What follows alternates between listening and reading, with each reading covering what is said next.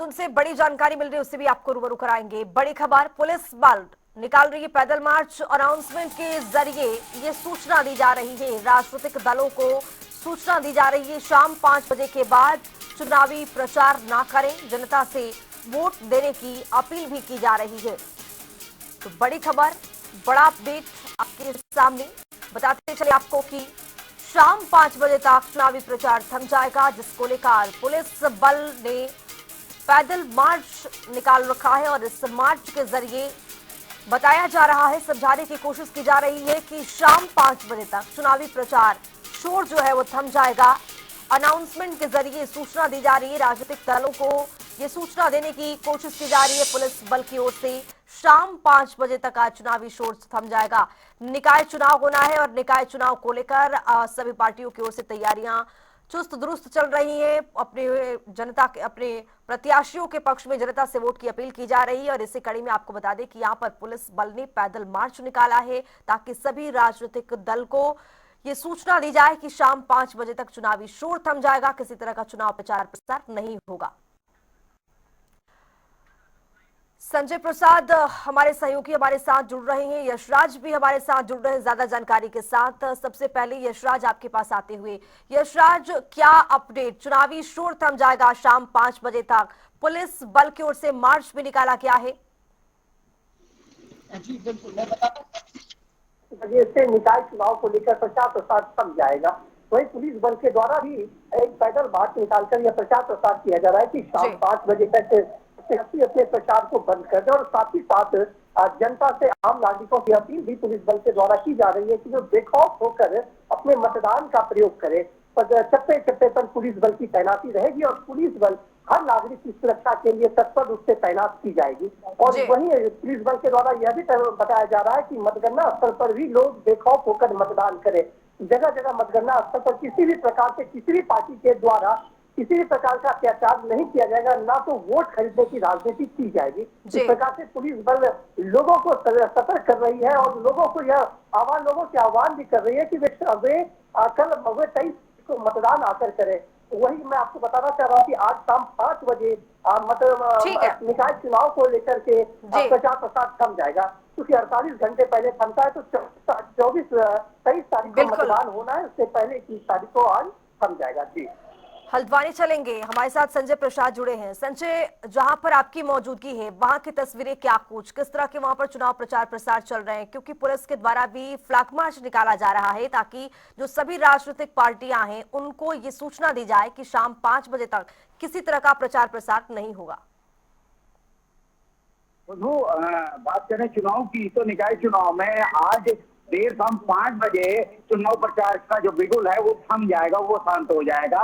तो इसी के चलते आज राजनीतिक दलों ने चुनावी रैलियां और शक्ति प्रदर्शन के लिए जो रैलियां निकाल रहे हैं उसकी तैयारी की जा रही है।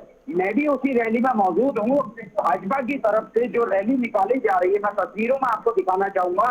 ये जो रैली आप देखना चाह रहे हैं, ये शक्ति प्रदर्शन यहाँ किया जाना है। बाइक रैली युवा भाजपा मोर्चा की तरफ से ये रैली निकाली जानी है, जिसमें पूरे शहर में बाइकों के माध्यम से रैली निकाली जाएगी। और इसी तरह कांग्रेस ने भी शक्ति प्रदर्शन की तैयारी की हुई है।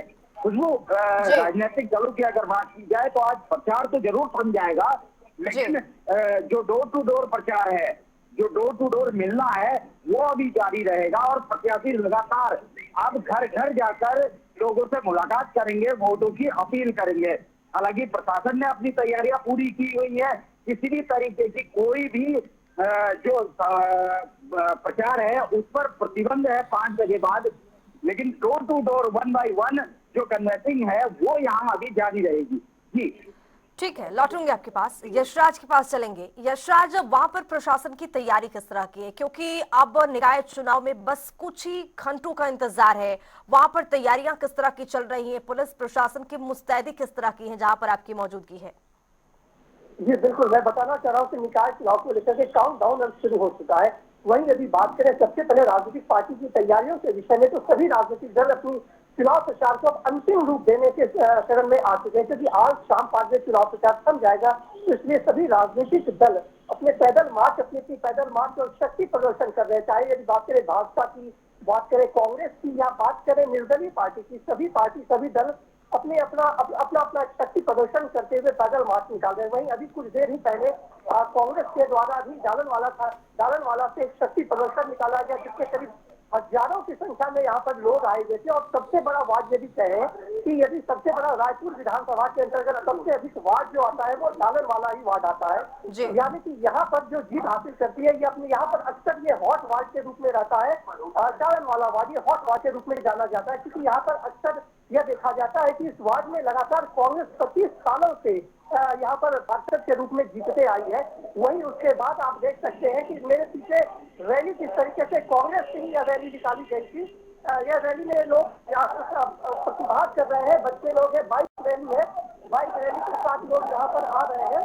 आपको मैं दिखाना चाहता हूँ कि यहाँ पर लोग इस तरीके से नारा लगा रहे हैं और पुलिस बल भी यहाँ पर काफी संख्या में तैनात है। एसओ राजपूत भी यहाँ पर तैनात है। यहाँ पर पुलिस बल की काफी भारी संख्या में तैनाती देखी जा रही है। तो इस प्रकार से आप देखेंगे कि लगातार पुलिस बल के द्वारा सतर्कता भी बरता जा रहा है और पुलिस के द्वारा लगातार यह भी आह्वान किया जा रहा है कि लोग भयमुक्त होकर के मतदान का प्रयास करें। किसी भी राजनीतिक पार्टी या किसी भी दल का कोई भय नहीं होना चाहिए।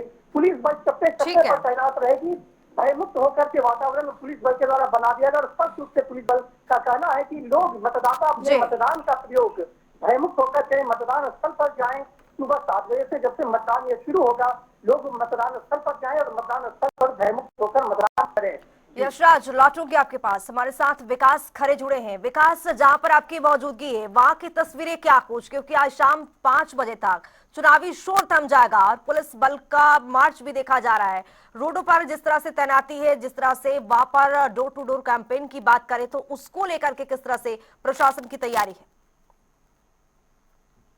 बिल्कुल खुशबू, अगर मैं हरिद्वार जिले की बात करूं तो लगातार जिस तरह से जो तमाम पार्टियां अपना शक्ति प्रदर्शन यहाँ पर कर रही है, क्योंकि अभी जो है मुख्यमंत्री पुष्कर सिंह धामी रुड़की में जो रोड शो कर रहे हैं, जो अनीता देवी अग्रवाल उनके जो है पक्ष में यहाँ पर रोड शो किया जा रहा है और मुख्यमंत्री सभी जनता से जो है वोट की अपील भी कर रहे हैं। क्योंकि उनके साथ जो पूर्व मुख्यमंत्री निशंक वो भी वहां पर मौजूद है, वो भी लगातार जनता के बीच पहुंचकर वोट की अपील कर लगातार अभी भी जो रोड शो है मुख्यमंत्री पुष्कर सिंह धामी का रुड़की में जा रहे और कुछ ही समय के बाद वो हरिद्वार पहुंचने वाले, यानी कि 1 बजे जो मुख्यमंत्री पुष्कर सिंह धामी हरिद्वार भी पहुंचे और यहाँ पर जो किरण जैसे भाजपा की प्रत्याशी उनके पक्ष में वहां पर रोड शो करेंगे। क्योंकि आज जिस तरह से शाम 5 बजे प्रचार का जो शोर है वो यहाँ पर थम जाएगा, तो उसको लेकर मुख्यमंत्री लगातार हरिद्वार पहुंचे और कहीं ना कहीं जो प्रत्याशी है भाजपा के उनके पक्ष में यहाँ पर वोट की अपील भी करे। क्योंकि अगर हम और अदर पार्टियां की बात करें तो वो भी लगातार जनता के बीच में पहुंच रहे, क्योंकि जो प्रत्याशी लगातार जनता के बीच में जो उनके दावे हैं और जो जनता से उन्होंने दावे की जो घोषणा की उनको लेकर लगातार